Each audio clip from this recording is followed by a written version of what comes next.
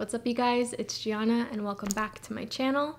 I'm hoping today that you're not hearing the lawn work going on, but I couldn't film it any other time, so that's what we got going on. We're doing something a little different. For some reason, I've been very into like sit down and chat podcast style videos lately, and I felt really called to talk about the power of the mind and manifestation. Okay, as I chat, we're cleansing. We have a little sweetgrass here.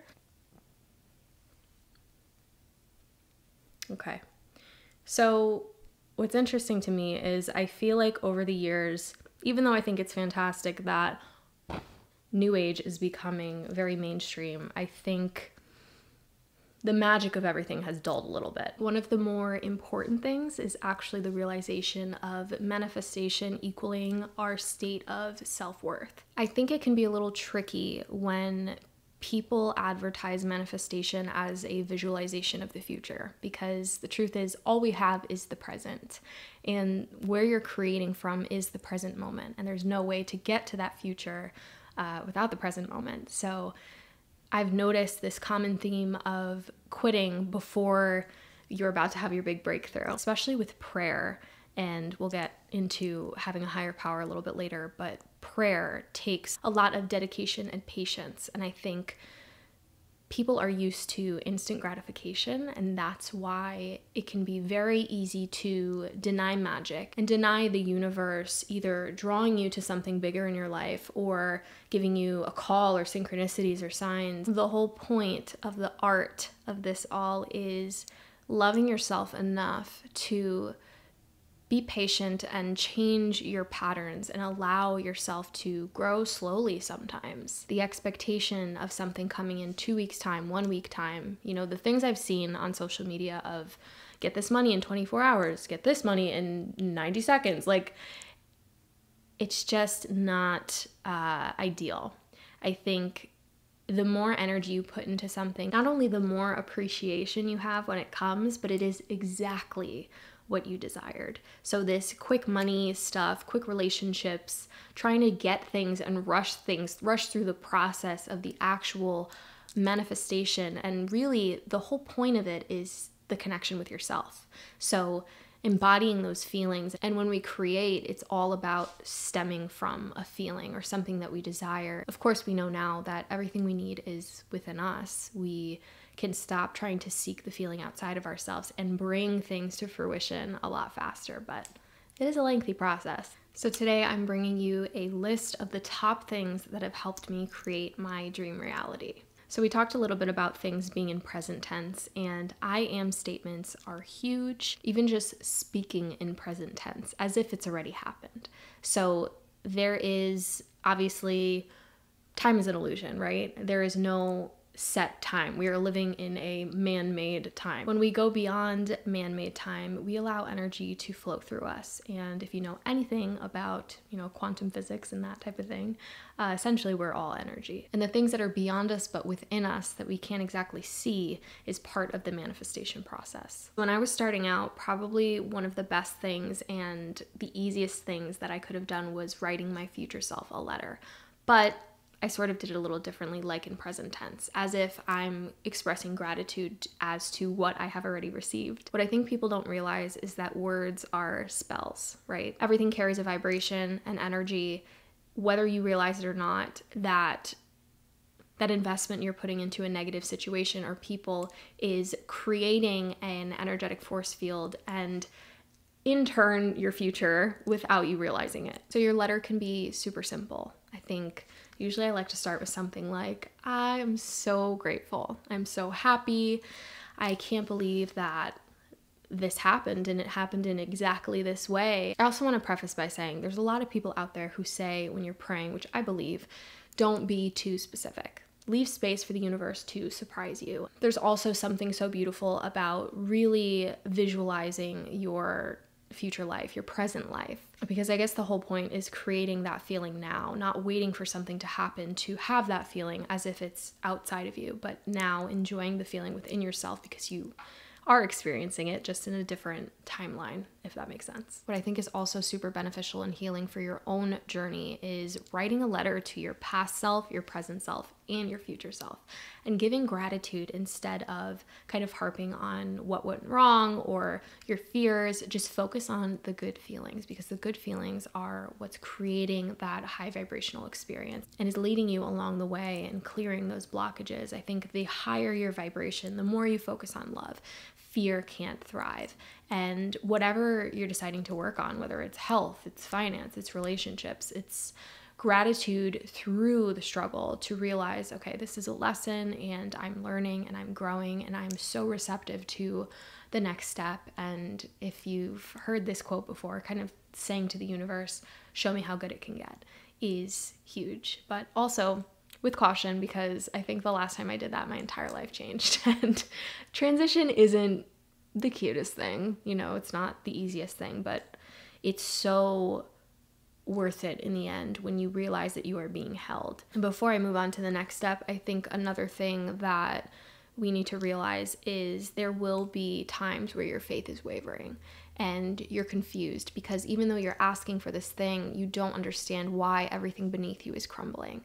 And sometimes as humans, we like to hold on tightly to things and attachments. And when those things are stripped away because they're not for our highest good, we look to an external source and think, why are you doing this to me? I want these things, but I don't want to get rid of these things. And I guess the whole point of life is really letting go, unfortunately. And you just have to think during your process, even though it's going to be hard, you know that there is something better for you out there, or else you would not be experiencing it. There really is a crumbling and a fall before the breakthrough. And I like to remind myself, it gets scary when you're in it, but I really do. I try to zone in and go even deeper into my spiritual work when things are crumbling, because I know for a fact from my experience and experiences of those around me that probably some of the biggest manifestations that you're ever going to experience happen right after tragedy. And of course, I don't wish that on anyone. I don't think that's always the way. I believe that we can grow through love and not suffering. But sometimes when we hold on so tightly to identity and the old way of things and thinking it cannot look any different, is when, you know, you get slapped by the universe, let's be honest. So another huge tool that we don't really realize as human beings is not only our capability, but the power of the mind. So the mind, I can't even get into the science right now because I could keep you here for 2 hours, but the power of the mind is incredible. They say that not only our mind is powerful, but our gut is our second brain. Things like overthinking and anxiety, the chemicals that that's producing in the brain is very harmful for the physical body. It's harmful for the nervous system. It puts us in a state of fight or flight, and people have become too accustomed to living in fight or flight and don't even have any idea that they're anxious anymore until they, relax. Have you ever had that happen where you're constantly like this? You don't even realize you're like this, and then one day you just go, oh my God, I think I've been tense for like 2 years. There's a lot of anxiety in the world. There's a lot of depression, rightfully so. I guess I want to say I don't believe that ignorance is the answer and completely shutting the drama or the struggle out on your life, because that's giving up in a sense, or not paying attention to the earth, the things that we can do as a community. But you can also limit your consumption of what you're watching. So what you're watching, what you're eating, who you're around is your environment and directly affecting your life, your health, your choices. Probably the best thing I could have ever done for myself is starting to talk to my body, starting to talk to my food, my water, and implementing meditation and visualization. So talking to your food and water, very hippy dippy, but it works. And when we think of everything being energy, especially plants and real food, fruits, vegetables, especially meat, oh my God, I think that there is an awareness that meat carries the energy of fear, because The way that we used to consume meat is a lot different than we do now. I think there is a disassociation to where meat comes from when we go to the grocery store now, because we're not seeing anything with a head. We're kind of seeing things ground up or lunch meat or things filled with preservatives, and there's no association with that being an animal. We tend to forget that food is our medicine, and that doesn't mean to go out and buy everything organic. I just think giving that little piece of gratitude before you're eating, not just thank you for this meal, thank you for what you're going to do for me. So speaking intention into your food, just like you would into a spell. You're eating a strawberry, right? What are strawberries? So strawberries are red. They connect to the root chakra. Strawberries nourish us in many different ways, and setting an intention as you're eating is a spell in itself, is manifestation, because you are setting that energy into that living fruit and telling it what you'd like to receive and what you'll give in return. Giving in return is even just gratitude itself. When I walk by plants, maybe I water them, maybe I sing to them, maybe I play music for them, and that is my exchange of, hey, I'm giving this to you. I'd love this in return. Let's swap energy. Now, water to me is fascinating, and the molecules in water, because they listen. I'm not arguing with anybody about this. Water listens, okay? I literally will speak to my water exactly, what I'm looking for the day, whether that's protection or love. It's just, hey water, thank you so much for this opportunity to be nourished, to be hydrated. And I am looking forward to a day of joy and protection and connection with those that I love. And I am so excited for you to go into my body. Simple, right? But we don't think about it. I think any gratitude is better than no gratitude. So if you pray once a day, or you just kind of put it out there like, hey, thanks for getting me home and back, that's huge. But when we minimize the power of the energies around us, we really are shutting ourselves off to our dreams, the life that we desire. I think one of the most healing things that we can do for ourselves is form a relationship with something higher than us. I know a lot of people who like to believe that they're God, and in a sense, we all are. But it's about going outside of ourselves and realizing that we are part of something so much bigger. And I think there's a lot of relief in letting go of control when we realize that we're here for a specific purpose, and we have to trust faithfully through all the shit that there is a reason, and that there is an end to suffering, and that there is joy that we're going to experience. And life is like this forever, right? Why not enjoy it? I think for a long time I realized that I cut myself off from joy because I knew that when you go here, you go here. And it felt more comfortable being here because not only did people expect less of me, but I didn't have to have the drop. I just kind of stayed low. And then I realized, looking around me, what's the point of living? Because you're not living fully when you're focused on when's the bad gonna come, when's the shoe gonna drop. And no wonder the shoe keeps dropping, because I'm vibrating at this low frequency and expecting nothing more. I think I realized, would I rather stay here for my entire life, or have those occasional drops and just, go through it? Because everyone goes through it. The most important relationship is with yourself and your higher power. And I think that in manifestation, it's not that we can't create those things without a higher power, but the whole point is faith carries such a strong vibration, and surrendering and receiving is huge. We're getting out of our own way, and we have this level of trust. Basically, it's very attractive to energy and the universe. If you did one thing for yourself, I would just focus on loving everything.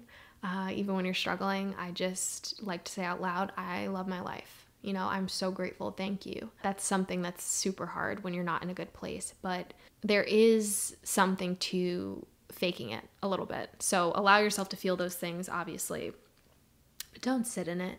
Sitting in it creates the energy to be stronger. I guess the equivalent I could say is, when we're going through a breakup or something and we intentionally listen to sad music.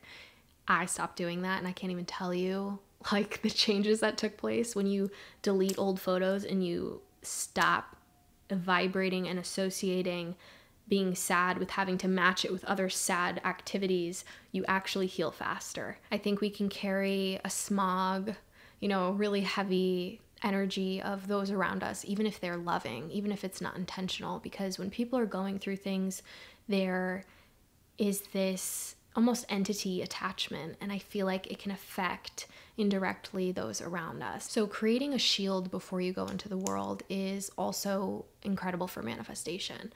I love to use intention-based oils that obviously I used to make, and I would kind of just anoint myself, even just visualizing yourself surrounded by white light before you leave the house. Whatever feels powerful and strong to you before you step into your day is setting the tone for boundaries and, again, leaving space for energy. You're calling in the good energy, and you're not accepting the bad energy. You're putting up this shield to only accept high vibrational frequencies, and that's going to elevate your spirit and then elevate the people around you. Our energy is so sacred, and the body, the mind is so powerful that we need to treat it as such and realize that we are in our own temple, and this is our one life in this body. And why would I fill it with garbage when this is my home? Our bodies are not created to rush. I feel like in an era of not having social media or phones in general, right?